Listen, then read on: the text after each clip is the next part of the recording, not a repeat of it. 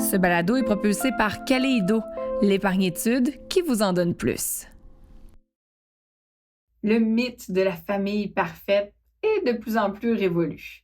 Mais avouez au fond de vous-même que vous avez rêvé l'espace d'un instant d'une maison spick and span, d'un couple épanoui, d'avoir du temps pour vous-même, que vos enfants soient sages, de toujours mettre sur la table des repas nutritifs, que votre maison soit instagrammable 100% du temps.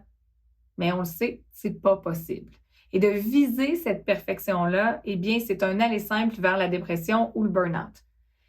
De plus en plus, d'ailleurs, de mères ordinaires font leur apparition, que ce soit sur le web, via des balados ou même à la télévision, afin de nous montrer qu'au final, dans toutes les familles, on vit à peu près tous les mêmes choses. L'herbe, elle n'est pas plus verte chez le voisin. Mais quand même, ce désir de perfection-là demeure présent chez plusieurs d'entre nous à des niveaux différents. La perfection versus faire de notre mieux. C'est ce dont on va discuter aujourd'hui avec Nancy Doyon et Martin Daigle de SOS Nancy, afin qu'ensemble, nous soyons à la hauteur de nos tout-petits.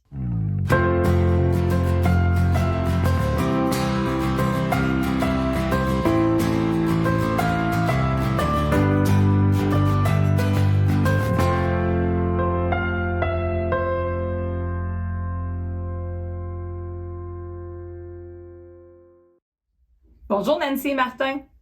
Hello! Je ne veux pas d'entrée de jeu décourager personne, mais est-ce que cette fameuse quête de toujours vouloir bien faire, de viser cette perfection-là, ce n'est pas, au fond, l'ennemi du bien? On voudrait tellement que tout soit parfait dans notre vie. Eh bien, est-ce qu'au fond, en faisant ça, on passe à côté du bien, de notre objectif? Oui, je pense que oui.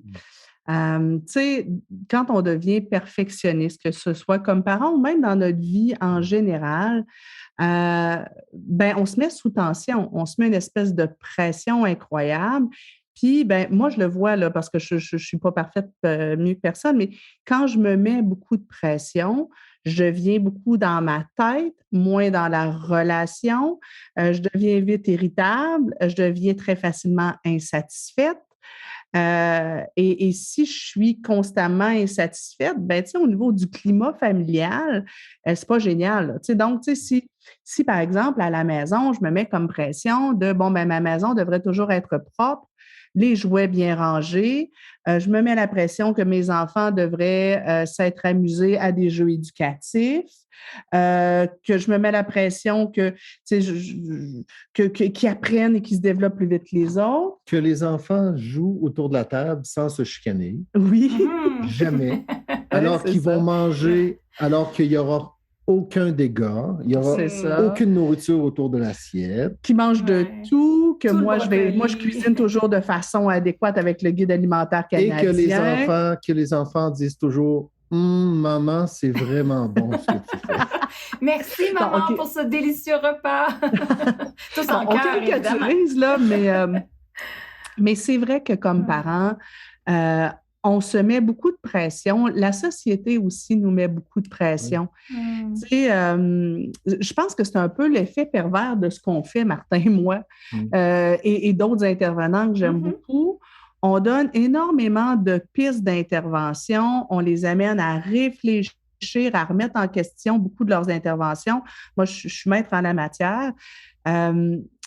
Pour certaines personnes, il va y avoir une nuance. Par exemple, si on se dit, on est tous d'accord avec ça, là, crier sur nos enfants, ce n'est pas une méthode éducative efficace. Il y a beaucoup plus de...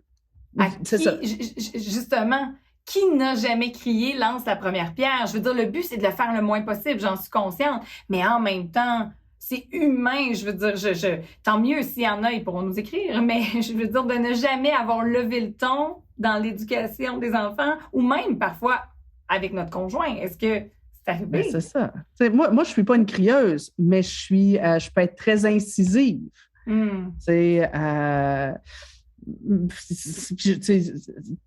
Quel parent n'a jamais été impatient avec ses enfants? Oui, c'est ça, il faut essayer de le faire le moins possible, mais si on se met une pression, puis si moi, comme intervenante, je dis il ne faut pas crier, lever le ton, puis il faut éviter d'être trop irritable avec nos enfants, ben, faut pas avoir l'impression que la journée où on le fait, on les a bousillés. Là. Tu sais, des enfants, c'est plus difficile à bousiller que ça. Là.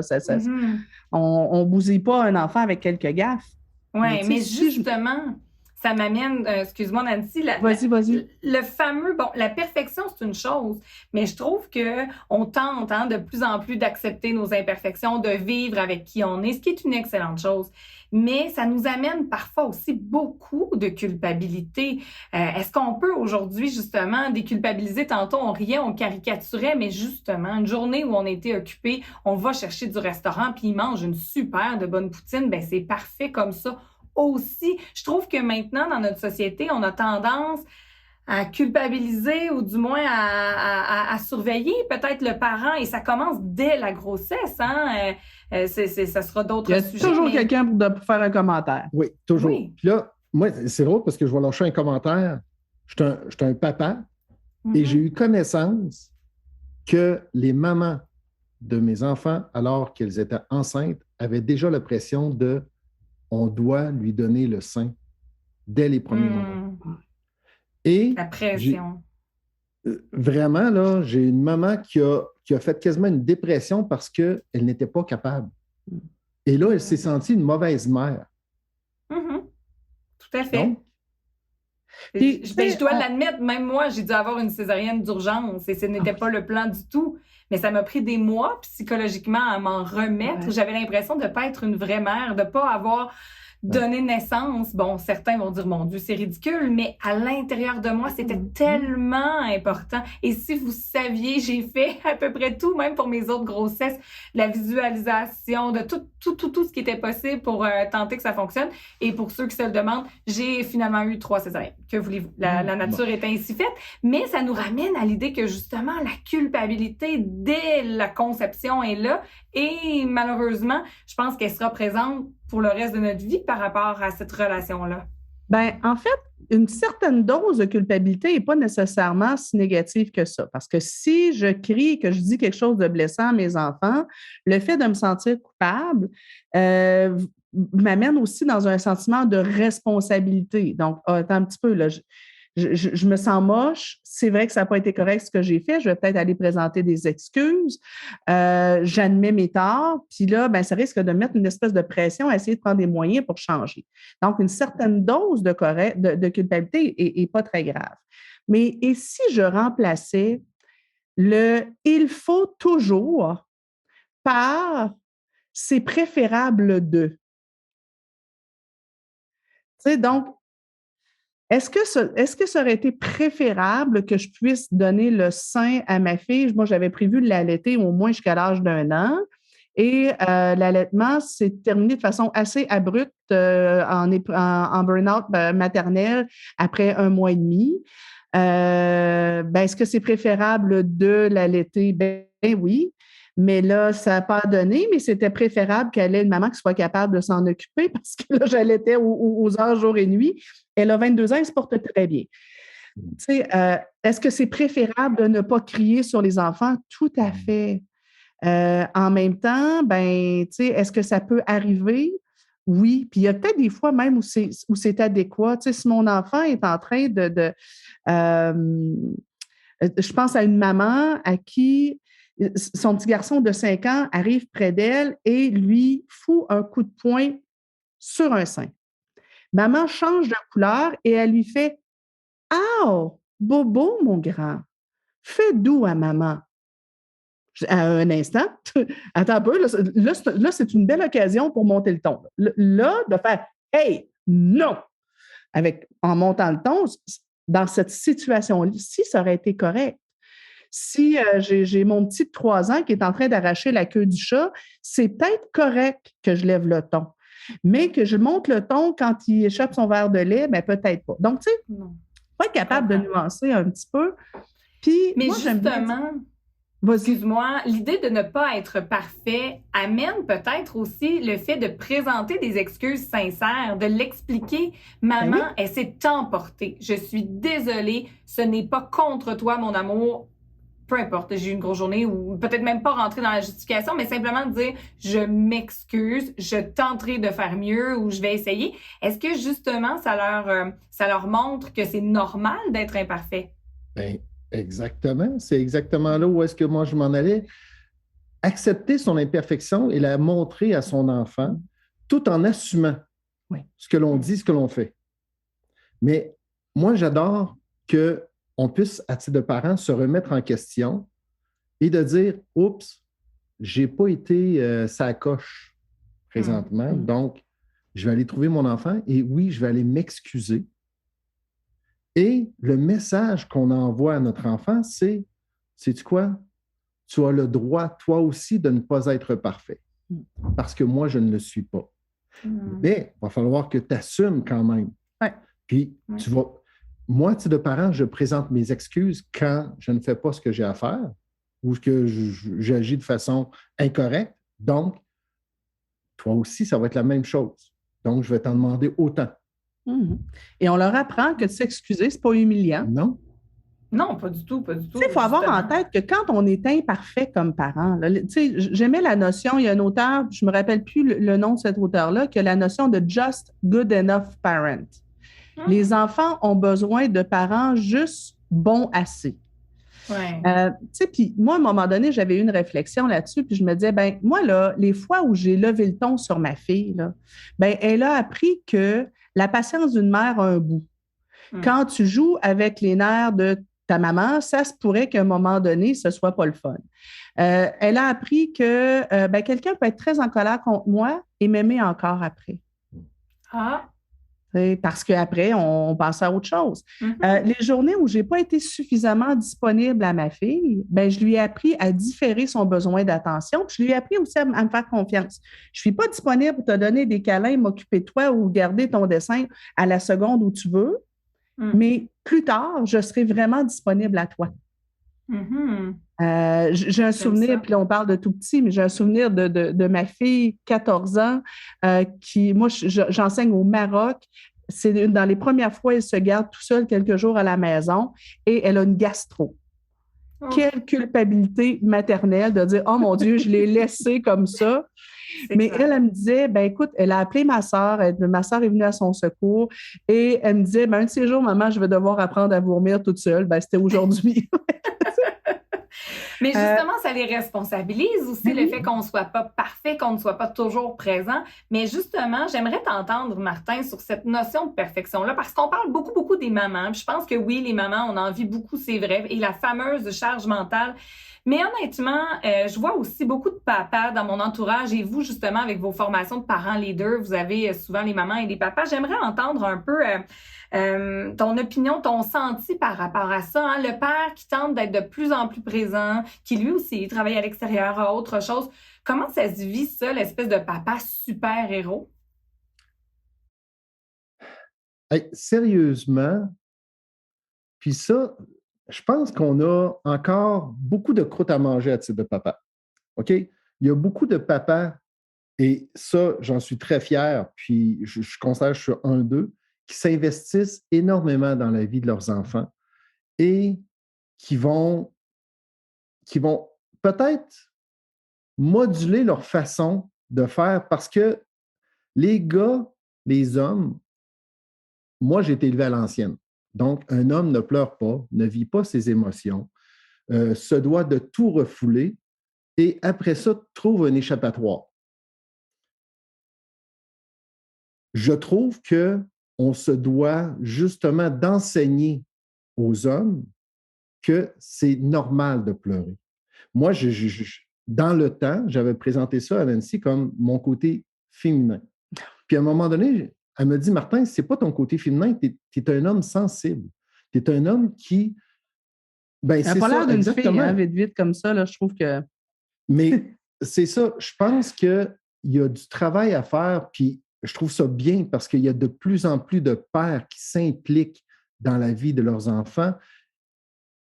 Mais je pense qu'il y a encore une bonne quantité de pères qui se doivent d'apprendre à vivre leurs émotions et de s'impliquer et d'accepter que on n'est pas parfait, puis on n'est pas comme les femmes non plus. Puis ça aussi, ça peut créer de la discordance au niveau du couple. Mais des fois, je trouve que l'homme, on se doit de prendre plus de place dans le couple. Et votre place. Oui. Votre place. Puis une des choses que j'observe, tu sais, moi, je l'ai vu chez Martin, je l'ai vu chez plusieurs papas, aussi chez des mamans, mais on dirait qu'il y a comme une notion chez plusieurs papas de, puisque je suis un papa impliqué, je vais complètement m'oublier pour ma famille. Si je suis un papa impliqué, je ne fais plus jamais rien pour moi. Non. Non. Ni pour maman, ni pour papa. Personne ne devrait faire ça. Si on veut être heureux dans notre couple, dans notre famille, dans notre vie. Ben oui. Donc, tu peux être un papa impliqué auprès de tes enfants qui va jouer au hockey une fois par semaine et qui va un 5 à 7 avec ses copains de temps en temps et qui, des fois, n'a pas envie d'être le géo de ses enfants. Tu sais, Martin parlait de quand ses enfants étaient jeunes et qu'il allait en voyage avec lui, il ne se reposait pas, il passait sa semaine à les animer puis à s'occuper d'eux. Puis, tu sais, des fois, autant les pères que les mères, on a tendance à en faire trop dans cette espèce de perfectionnisme-là, de se dire, bien, tu sais, moi, je dis des fois, on se transforme en peluche, on devient l'espèce de parent jouet, de parent toutou, où on se dit, bien, moi, là, à partir du moment où je suis en présence de mes enfants, j'existe plus, mes besoins n'existent plus, mes désirs n'existent plus, et tout pour eux. Il faut aussi faire attention à ça.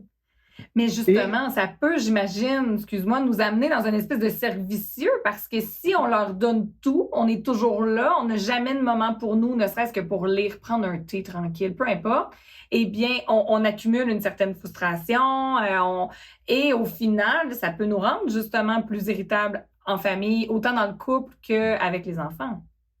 Oui, exactement. Puis en plus, c'est qu'on renvoie des croyances aux enfants. Ce qu'on leur renvoie ou une perception aux enfants.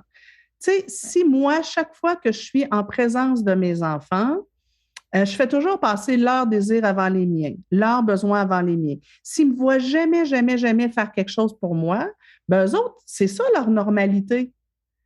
Et là, le jour où je prends 5 minutes pour lire, ben eux autres sont complètement désarçonnés.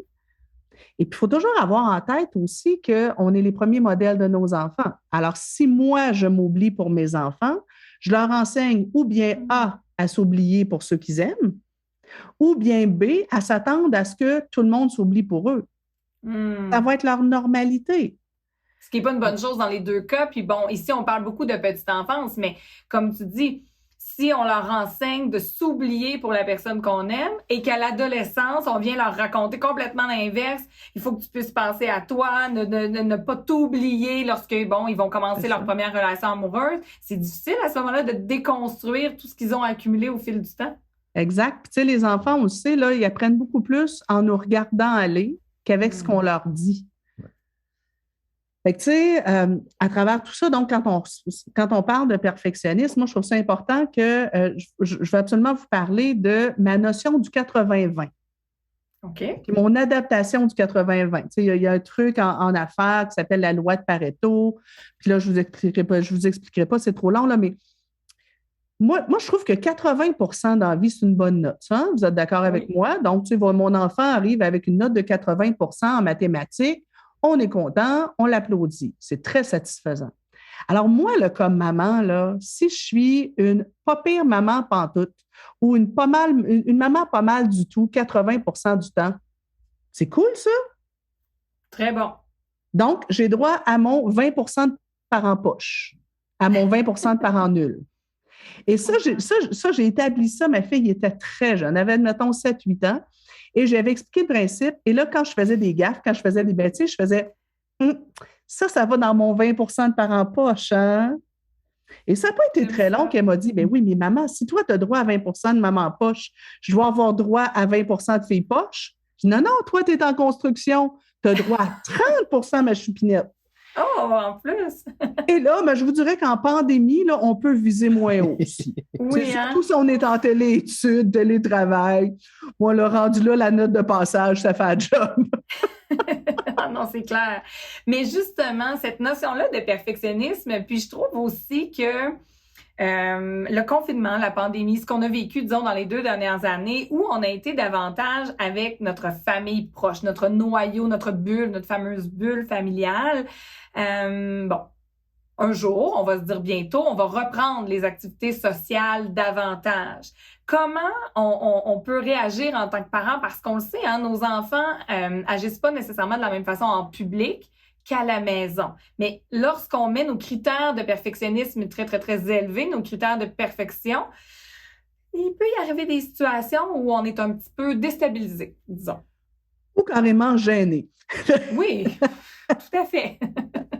Se mettre le doigt dans le nez à table au restaurant, c'est moins intéressant. La première affaire, moi, je trouve qu'il faut peut-être se rappeler comme parents que nos enfants, ce n'est pas notre bulletin de parents. OK? Donc, il ne faut pas que je projette chez mon enfant mon désir d'être bien perçu. Tu sais, moi, s'il y a une phrase qui m'agresse, c'est bien d'entendre « Ah, ces enfants-là sont mal élevés. » Hey, il y a 7 ans, il leur reste 11 ans d'ouvrage à mettre dessus. Un instant, tu sais, je veux dire, ça prend 18 ans pour élever un enfant, 24, c'est un garçon. Donc, OK, on se calme le pompon. On peut-tu toujours, justement, se rappeler qu'ils sont en construction? Donc, ne pas faire porter à nos enfants cette pression-là. Deuxième chose, c'est que peu importe ce que vous allez faire, OK? Vous allez au supermarché, votre enfant fait une crise à la caisse parce qu'il va avoir du chocolat. Parents, lâchez prise, peu importe ce que vous allez faire, il y a quelqu'un quelque part qui va juger. Alors, si vous cédez, vous y achetez son chocolat, il y a quelqu'un qui va dire « Bon, regarde l'autre qui achète la paix ». Si vous installez à sa hauteur, vous allez chercher son regard, vous essayez d'expliquer, il y en a qui vont dire « Tiens, regarde l'autre qui argumente avec un enfant de 3 ans ». Si vous prenez la petite poche de patate en dessous du bras puis vous sortez, il y a quelqu'un qui va dire « Oh mon Dieu, je vais appeler la DPJ, elle va sûrement le battre ». Vous êtes foutus. Vous êtes foutus. Et ensuite, ils grandissent, là, puis je vous dis, à l'adolescence, c'est pas mieux. Fait que si vous lâchez prise tout de suite, là, il y aura toujours quelqu'un qui sera en désaccord avec vos interventions. Ensuite, moi, j'aime bien qu'on se dise, ben, il n'y a pas d'intervention parfaite et la gamme des bonnes interventions est plus grande qu'on pense. Tu sais, bon, à part y acheter la barre de chocolat quand il fait une crise au supermarché, là, il y en a beaucoup des. Puis, tu sais, à part y acheter la barre de chocolat ou y donner une claque en arrière de la tête, entre les deux, là, c'est pas mal toutes des interventions qui ont de l'allure, là, tu sais. C'est bien correct, là, tu sais. Puis, moi, là, je me dis, Caroline, tu sais, dans le temps de ma mère, là, un bon parent, là, c'était celui qui habillait ses enfants selon la saison, qui faisait manger de la nourriture. La nourriture, c'était suffisant, là, tu sais, qui faisait manger de la nourriture et qui criait pas trop tout le temps après, qu'il ne battait pas. C'était pas mal les critères pour être un bon parent. Maintenant, là, moi, j'ai fait des évaluations des compétences parentales dans ma job. Là. Christy, ça faisait 42 pages, la patente. Tu sais, je veux dire, on peut chercher à s'améliorer. En même temps, on peut-tu se rappeler qu'il n'y en a pas des parents parfaits? Tu sais, c'est ça. Puis même si je suis un parent parfait, ben, je ne ferai pas forcément un enfant parfait non plus. Mais c'est ça, j'aime ça aussi parce que la perfection, n'en demeure pas moins, on le dit, c'est impossible, mais ma notion de la perfection, la vôtre, elle est différente de toute façon. Alors, la probabilité que même si on y mettait tout notre temps, notre énergie, peu importe, pour que notre enfant entre dans le moule, lui, il vient avec sa propre personnalité, ses goûts, ses envies. Donc, est-ce qu'on peut se dire que pour y arriver en ce moment, en 2022, peut-être descendre un peu la pression et faire équipe également avec notre conjointe, coparent. Descendre nos critères pour soi, descendre nos critères pour l'enfant. Puis, je vous dirais, tu sais, ne pas faire, comme je disais tout à l'heure, ne pas leur faire porter l'espèce de pression. Puis, j'aimerais aussi, tu sais, rajouter quelque chose. Des fois, on se compare soi avec tout ce que les autres font de mieux. Tu sais, fait que là, ma chum, elle a les ongles faits, elle s'entraîne, l'autre, elle cuisine. Tu sais, donc, on peut-tu arrêter de chercher à vouloir le meilleur partout? Et puis, ben, pour nos enfants, quand on compare nos enfants, tu sais, des fois, on dit, ah, mon Dieu, tu sais, on est au restaurant, le mien, tu sais, il fait des bulles dans son verre, puis il a mis du ketchup partout sur la table. Là-bas, à la table d'à côté, les parents, ils ont l'air d'avoir un enfant bien sage. Regarde comment il mange bien, lui. Hein? Des fois, on peut avoir tendance à faire ce genre de petits commentaires-là, Oui, puis sans même si on le nécessairement dit vouloir pas, blesser, mais... même si on ne dit pas, si moi, je regarde ça, puis je me dis, comment ça se fait que leur enfant est bien élevé? Hey, un instant. C'est pas parce que cet enfant-là est sage qu'il est bien. Ouais. Tu sais, est-ce que je veux avoir un enfant sage qui me renvoie une bonne image, un bon bulletin, ou bien je veux avoir un enfant sain, qui se développe sainement, qui est bien et qui est en train d'apprendre plein de choses qui vont lui servir toute sa vie? L'enfant qui est à côté et qui est assis bien droit et qui mange bien et qui tient bien sa fourchette et qui ne met rien nulle part, peut-être qu'il n'aime pas du tout son heure au resto. Non, Alors c'est que ça, peut-être que le mien qui bouge comme un verre à choux, on va avoir passé un moment de qualité ensemble. Toujours changer nos lunettes, mais j'aime beaucoup, je pense, en conclusion, ce qu'on doit retenir, le 80-20. Être good enough, hein? Être un parent assez tenté, oui, de faire notre mieux, c'est vrai, mais parfait à 100%, ça se peut pas, c'est pas humain. Donc, 80% du temps, ça va bien, on est fiers de nous. Puis lorsqu'on est moins bon ou qu'il y a des journées que ça se passe moins bien, bien, acceptons d'être notre parent poche cette journée-là ou pour cette intervention-là. Puis on passe à autre chose, hein? Peut-être d'éviter aussi de ressasser tout ça, de revenir là-dessus. On tourne la page, puis demain sera une meilleure journée. Et voilà. Exactement. Merci beaucoup. Dans le segment coup de cœur, je voulais que l'on regarde un aspect concret sur lequel nous, les parents, on peut faire de notre mieux à la hauteur de nos moyens, toujours dans le but d'aider nos tout-petits dans l'avenir, soit en contribuant à un régime enregistré d'épargne-études. J'en discute aujourd'hui avec Julie Saint-Cyr, qui est directrice des ventes et du développement des affaires chez Kaleido, également planificatrice financière. Bonjour Julie. Bonjour Maggie. On peut dire que nous sommes chanceux au Canada. Hein? Les 2 paliers de gouvernement bonifient nos dépôts au niveau du régime enregistré d'épargne-études. C'est le cas également dans notre province, le Québec, qui ajoute sa somme. Peux-tu nous en parler davantage? Oui, effectivement. Il existe au Canada des programmes de subvention et plusieurs provinces, dont le Québec, ont aussi adopté leur propre programme. Donc, un petit rappel sur les grandes lignes du REE. Donc, un régime enregistré d'épargne-études, ça s'appelle aussi un REE, un REE ou parfois un R3E ou encore un plan de bourse d'études. C'est vraiment la même chose.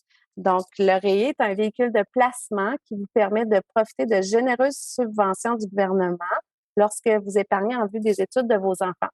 Et cela peut être très payant. Au Québec, par exemple, on obtient jusqu'à 30 de subventions gouvernementales ou même plus selon la situation familiale. Lorsque votre enfant arrive aux études postsecondaires, soit pour une formation professionnelle, une technique, un DEC ou l'université, vous pouvez commencer à retirer les sommes de son REE.